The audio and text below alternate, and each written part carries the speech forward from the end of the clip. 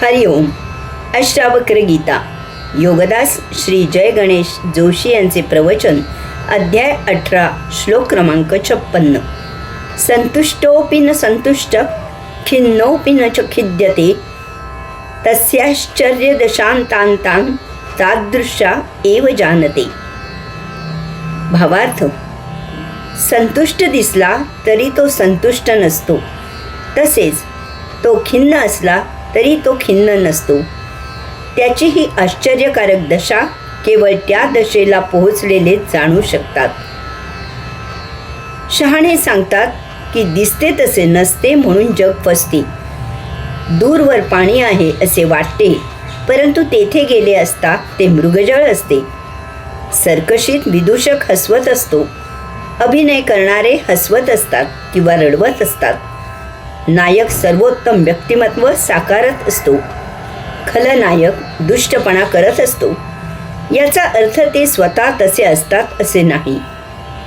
कोणतीही गोष्ट समजावून घेताना तिचा सखोल विचार करावा लागतो, तेव्हा सत्य हाती लागते. तसे केले नाही तर गैरसमज आणि त्यामुळे दुःखच हाती लागते. येथे विशेष करून ज्ञानी योगियांची स्थिती समजून घ्यायची आहे. संतुष्ट दिसला तरी तो संतुष्ट नसतो. संसारी मनुष्य वरून संतुष्ट दिसत असला तरी त्याची भौतिक सौख्याची वासना आणि अभिलाषा तशीच अतृप्त असते. तो असंतुष्ट असतो. वर तो महासभ्यपणाचा अभिनय करत असतो, सभ्यपणाचा बुरखा घालून हिंडत असतो, परंतु आतून वासनांची वकवक भडकलेली असते. ती त्याला नेहमीच गर्तेत नेत असते. ज्ञानी योगी वरवर संतुष्ट दिसत असले तरी तेही असंतुष्टच असतात. ते सतत आत्मब्रह्माचा शोध घेत असतात. त्यांना परमात्म्याचा साक्षात्कार होतो, दर्शन होते, परंतु तरीही परमात्मा हाती लागत नाही. कारण परमात्मा क्षितिजासारखा दिसत असला तरी पकडायला गेले असता तो पसरत जातो. ब्रह्म याचा अर्थच पसरत असणे असा आहे. त्यामुळे ज्ञानी योगियांना साक्षात्कार झाला की त्या यशाने ते तृप्तीची ढेकर देत नाही. संसारी अनेक वेळा अपयशापेक्षा यशानेच मुद्दाड आणि निष्क्रिय होतात. ठराविक काळ झाला, ठराविक द्रव्य साचले की अंगी कर्म करायची क्षमता असूनही निवृत्त होतात. कर्मयोग सोडून देतात, स्वतःला निष्क्रिय करतात. ज्ञानी योगी परमात्मा सापडलेला असूनही त्याचा शोध अथक करत राहतात. तीच साधना असते, तोच परमानंद असतो.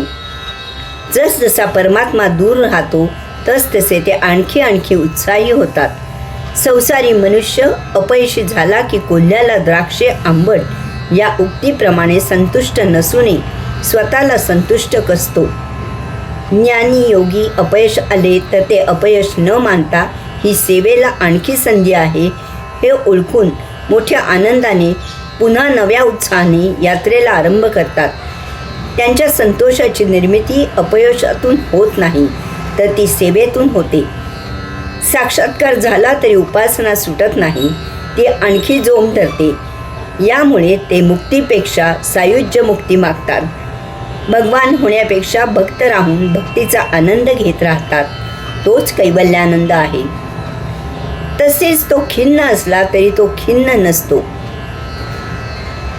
धाव पाव विठू आता पाहू नको अंत, किंवा तुझ विना रामा मजकंठ वेना, हे अश्रुपूर्ण उद्गार वरवर खिन्नतेचे दर्शन देत असले तरी ते आतून उपासनेतील वेदनेचा महानंद दर्शवित असतात. सृजनामध्ये प्रसूतीच्या वेदना महानंद देतात. परमात्म्याचे समोर दर्शन होत आहे, साक्षात्कार होत आहे. आपण त्यामागे पकडायला धावत आहोत. धावताना दमछाक होत आहे. कितीही धावावे, कितीही उपासना करावी, कितीही गती घ्यावी, तरी आपण आणि परमात्मा यामध्ये अंतर स्थिर राहावे. ही महागतीतील महाअगती, प्रचंड अस्थैर्यातील घनगंभीर स्थिरता, ही महाअद्भुत लीला त्या कष्टमय यात्रेत महानंदाचा शिणवा देते. त्याची ही आश्चर्यकारक दशा केवळ त्या दशेला पोहोचलेले जाणू शकतात. हे सर्वसामान्यपणे समजायला अवघड आहे. अशांना वेड लागले आहे असा समज करून देणारे आहे. परंतु काय करावे? संतांप्रमाणे ज्यांच्या मानगुटीवर हे परमात्म्याचे भूत बसलेले आहे, त्यांनाच हे भूत न उतरविता ते तसेच मानेवर बसवून घेण्यातील महानंद उमजेल. हरिओम.